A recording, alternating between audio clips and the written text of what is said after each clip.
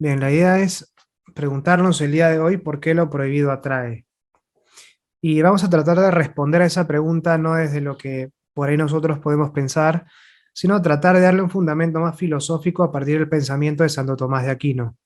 En primer lugar, es importante despejar una duda o dejar de lado un mito que puede estar muy presente en torno a las prohibiciones. Solemos pensar que la prohibición en sí misma hace que algo sea atractivo, pero les pregunto a ustedes si es que alguien les prohíbe echarse gasolina en los ojos, ¿se hará de pronto más atractiva esa acción?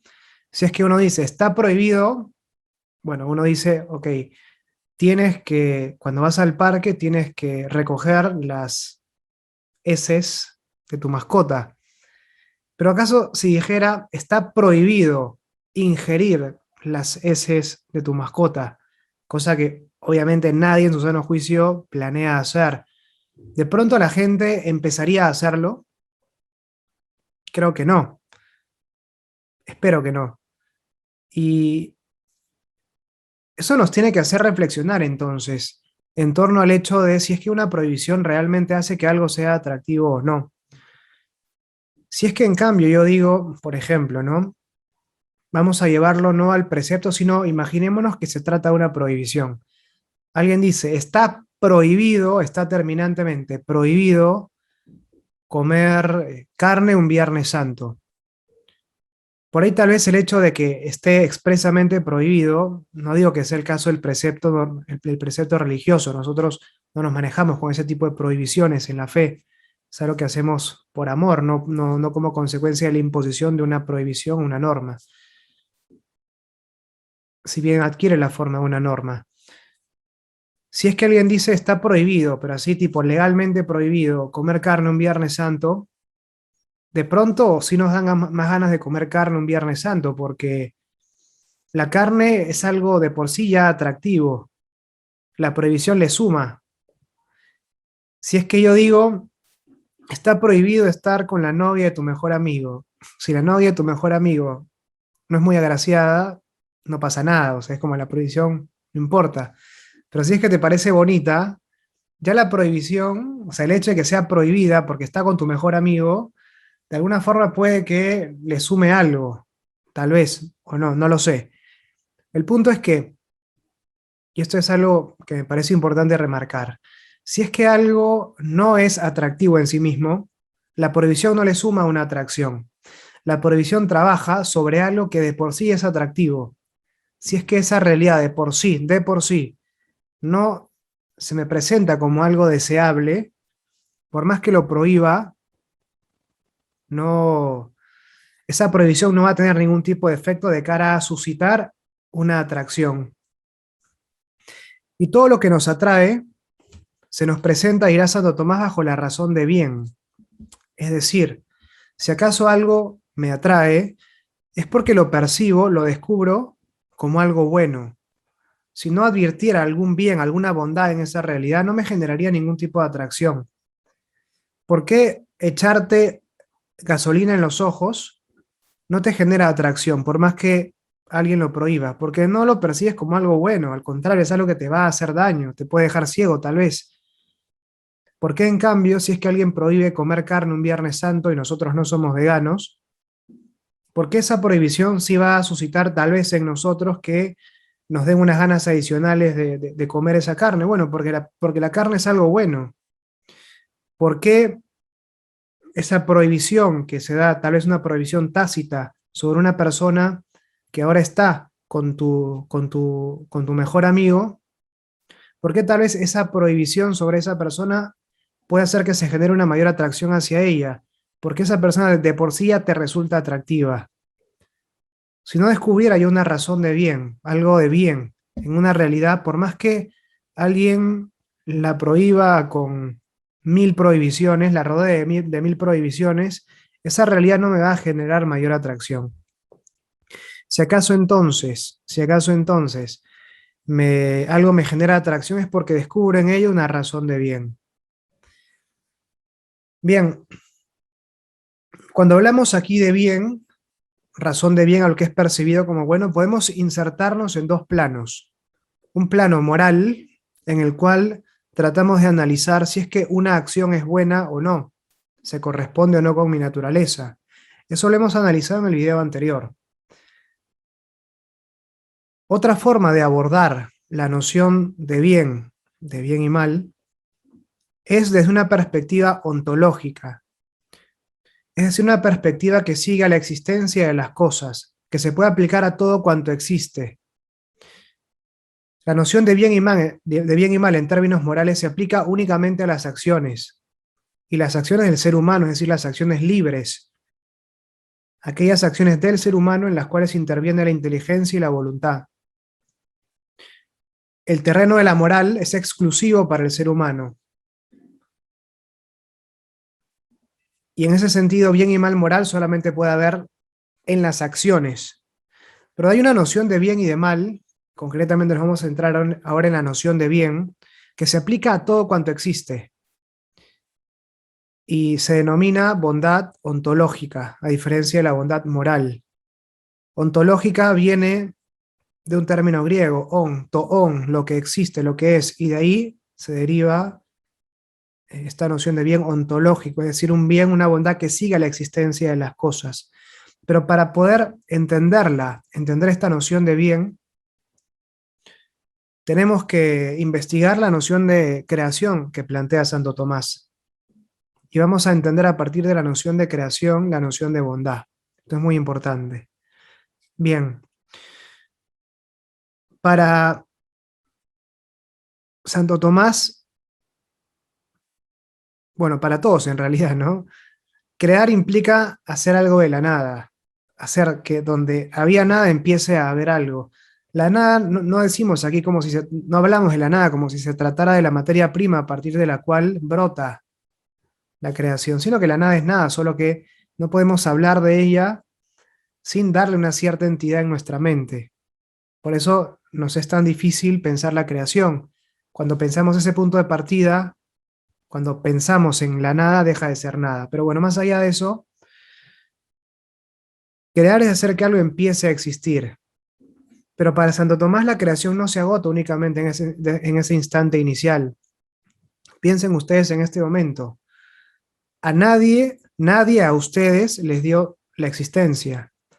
La existencia es algo que reciben como un don de Dios. Ninguno de ustedes eligió ser creado. Pero tampoco pueden ustedes hacer algo para dejar de existir. Ustedes me dirán, no, pero puedo dejar de respirar, puedo saltar de un puente, puedo dejar de comer por meses y moriré. Sí, morirás, pero seguirás existiendo de una forma distinta, tu alma separada de tu cuerpo. Es decir, la existencia es algo que no solo yo no me di en el inicio, sino es algo que yo no me estoy dando en este momento a mí mismo. Nada hago yo en este momento para seguir existiendo. Hago muchas cosas para seguir viviendo. Respiro, como, eh, hago, no sé, mis deberes en la universidad, mis tareas, qué sé yo. O sea, me mantengo activo, quiero decir. Pero nada hago para yo seguir existiendo. Mantenerme en la existencia es algo que Dios está haciendo en este momento por mí. Y eso nos lleva a reformular esta idea de creación, que para Santo Tomás, creación es relación, creacio es relatio, dice él. Es una relación entre la criatura y el creador, que visto desde Dios es algo que se da de manera instantánea, porque Dios está fuera del tiempo, Él es en un instante eterno. Pero en cambio en nosotros, para entender un poco más ese acto creador, lo podemos dividir en el hecho inicial, en el cual empezamos a existir, en el hecho de sostenernos en la existencia, en el hecho de gobernarnos en orden a retornar a Él. Todo esto comprende la existencia para Santo Tomás. Empezar a existir, mantenernos en la existencia y gobernarnos, guiarnos de nuevo a Él. Todo comprende la existencia. Eso nos hace, o la creación, mejor dicho, eso nos hace ver que para Santo Tomás, Dios no nos creó, Dios nos está creando en este momento. La creación no se agota en ese Big Bang, ese instante inicial. La creación es algo que Dios está haciendo en este momento por todos nosotros. Primera idea. creación es relación. Segunda idea, vamos a llegar al tema de la bondad de las cosas. Dios Dios cuando crea, pone en acto dos facultades espirituales que se dan también en los seres humanos y en los ángeles, inteligencia y voluntad. Presten atención a estas facultades que no solo podemos conocer, sino conocernos a nosotros mismos. Podemos reflexionar sobre nuestros propios actos de conocimiento. El ser humano es Homo sapiens sapiens, es decir, el hombre que sabe que sabe. Yo sé que sé, yo sé que conozco, yo no solo conozco cosas, sino que puedo reflexionar sobre mis actos de conocimiento. Puedo conocerme a mí mismo, puedo conceptualizar y del concepto brota la palabra. Puedo hablar entonces, cosa que ningún animal puede hacer, porque ningún animal puede articular palabras, puede articular sonidos y tener tal vez mecanismos de comunicación complejos, pero no puede conceptualizar porque carece de inteligencia, como la tiene el ser humano. Esa inteligencia se da en Dios de manera eminente. ¿Eso qué quiere decir? La eminencia, que en nosotros se da como una facultad, como un órgano de nuestra alma, si se quiere. En la parte superior de nuestra alma, exclusiva de los seres humanos, todos los animales y las plantas tienen alma, pero nuestra alma es superior porque posee inteligencia y voluntad, poseemos inteligencia y voluntad. Pero en nosotros, inteligencia y voluntad son dos facultades, son dos órganos espirituales de nuestra alma, por decirlo así, que usamos para pensar y para elegir, para adherirnos a los bienes que nos son presentados por la inteligencia, en el caso de la voluntad. Pero en Dios se dan de manera eminente, es decir, se identifican con su esencia. Dios es su entender, Dios es su querer. Pero bueno, vamos a llegar a eso.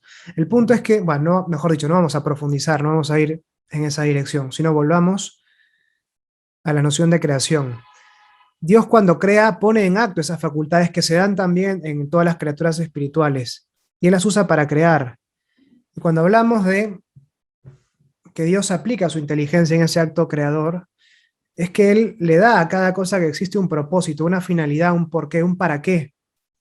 Sapientis est ordinare, decía Santo Tomás siguiendo a Aristóteles, es propio del sabio ordenar. Y Dios ordena en atención a su inteligencia, dando a cada cosa un propósito. ¿Qué es ordenar? Disponer las cosas en orden a un fin. Dios, todo cuanto existe, a todo cuanto existe le da un propósito. Él crea ordenadamente, en atención a su inteligencia. En otro momento podremos investigar cómo todo cuanto existe es verdadero porque brota la inteligencia de Dios. Pero eso podrá ser materia de otra reflexión. Pero en segundo lugar, y esto es muy importante, Dios pone en acto también su voluntad, su querer. Y entonces, de las infinitas maneras de participar, limitadamente su esencia, a todas las criaturas que existen, Él elige únicamente aquellas que quiere. Traducción. Dios podría haber creado cosas que no existen. Sí. ¿Por qué existen caballos y no existen unicornios? O sea, ¿qué le costaba a Dios ponerle un cuerno a un caballo? ¿Podía haberlo hecho? Sí, podía haberlo hecho. ¿Por qué existen caballos, de nuevo, y no Pegasos? Que Dios no podía ponerle alas en el lomo a un caballo. Podía. Un unicornio perfectamente podría haber existido. Un Pegaso perfectamente podría haber existido. Un dragón perfectamente podía haber existido. Si acaso no existen es simplemente porque Dios no quiere que existan. ¿Por qué las rojas son rojas y no son, por ejemplo, verdes? Sería raro para nosotros ver o sea, pensar, es raro para nosotros pensar en una rosa verde, pero podría existir, pero por supuesto que podría existir una rosa verde. ¿Por qué no? ¿Qué impide que una rosa sea verde? Simplemente el querer de Dios. Él no ha querido que sean verdes, ha querido que sean rojas, o rosadas, o blancas, o amarillas. Así se manifiesta el querer de Dios. Dios crea las cosas que quiere. ¿Este mundo es el mejor que podría haber existido? No lo sabemos, pero es sin duda el que Dios ha querido que exista. Esto es importante entonces, porque Dios, de todas las infinitas posibilidades de seres que podrían haber sido creados, crea únicamente los que Él quiere que existan. crea a aquellos que quiere, crea a aquellos que ama, podríamos decir también. Y es el querer de Dios que hace que algo exista, que dota a esa realidad de una bondad. La bondad hace alusión a una relación con la voluntad. Nuestra voluntad es atraída por la bondad de las cosas, nuestra voluntad. Todo aquello que nosotros experimentamos como algo atractivo, como decíamos al inicio, es porque tiene una razón de bien, tiene algo de bueno en sí mismo. En cambio, la voluntad de Dios no es atraída por la bondad de las cosas, sino que su querer le da a las cosas su bondad.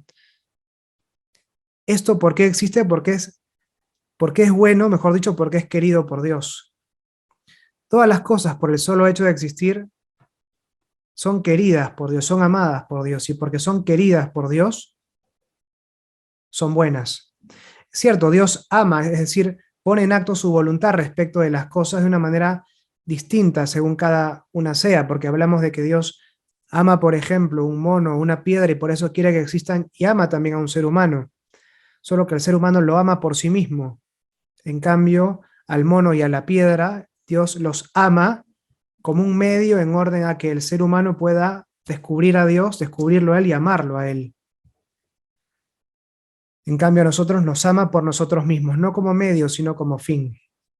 Pero esta idea es clave para entender lo que queremos plantear, lo que estamos planteando en esta pequeña reflexión. Y es que todas las cosas por el solo hecho de existir son buenas. Es lo que se conoce también como una de las propiedades trascendentales del ente, es decir, aquellas propiedades que son comunes a todos los seres por el solo hecho de existir, a todos los entes por el solo hecho de existir. En tanto que existen, las cosas siempre van a ser buenas. Esto destierra el maniqueísmo que en algún momento se insertó y a veces permanece latente en una mirada cristiana del mundo, quiero decir, según la cual todo lo espiritual es bueno y todo lo material es malo.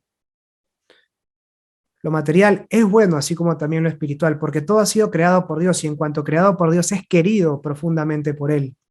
Esta concepción maniquea se introduce a veces de manera de contrabando, por ejemplo, en el ámbito de la sexualidad, en el cual uno dice, bueno, si es que hago un acto bueno, el placer que experimento es bueno, pero si hago un acto malo, el placer que experimento es malo. No, el placer que experimentas es bueno siempre, solo que algo bueno no necesariamente lo consigues mediante una buena acción, puedes conseguir algo bueno haciendo algo malo, y en ese caso lo que está mal es tu acción, no el bien que has conseguido.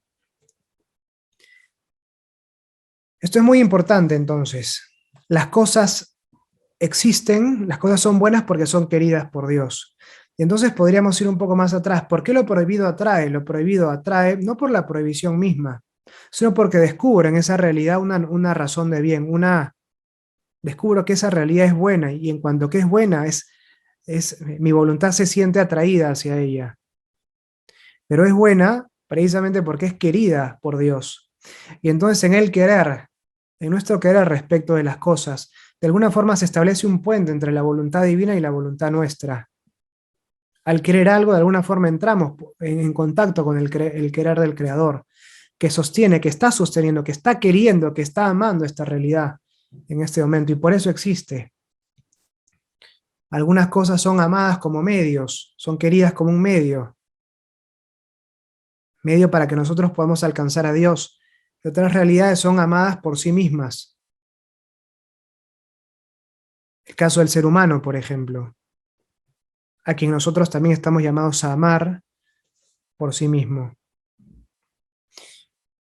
Bueno, hasta aquí la bondad en sentido ontológico. No voy a entrar ahora, por lo menos, a hablar del tema de la maldad en términos morales. De hecho, eso lo hemos conversado ya en la sesión anterior. Queda el video anterior que habla sobre eso. Pero eso es lo que me gustaría, o sea, quería yo conversar con ustedes hoy para complementar lo que habíamos conversado anteriormente. Habíamos hablado ya de la noción de bien y mal en términos morales, cuando hablamos de qué es el bien y qué es el mal, comparando a Nietzsche con Santo Tomás. Ahora me gustaba, o sea, quería, mejor dicho, darle una profundidad mayor al tema del bien y el mal, yendo concretamente a la noción de bondad ontológica. Un tema que podrá ser materia de discusión más adelante es qué entendemos entonces por mal. Porque si es que asociamos la noción de bien a la existencia de las cosas, la noción de mal estará o tendrá que estar asociada a la inexistencia de las cosas. Y cuando conversemos sobre ese tema veremos que el mal en sí mismo no existe, sino que es la ausencia de un bien que debería estar y no está, la ausencia de un bien debido. Pero eso puede ser materia de otra conversación. Lo prohibido atrae entonces porque lo prohibido en el fondo es bueno, está siendo querido, está siendo amado por Dios. Solo que esas cosas que son en sí mismas buenas, estamos llamados a usarlas de una forma que se corresponda con nuestra naturaleza. Estamos llamados a usarlas de una manera adecuada. Y a veces la prohibición nos marca, cuando la prohibición es legítima, nos marca una ruta que debemos evitar si es que no queremos usar las cosas de una manera contraria a su finalidad. Bueno, espero que esta pequeña reflexión les haya gustado y bueno, nos vemos luego.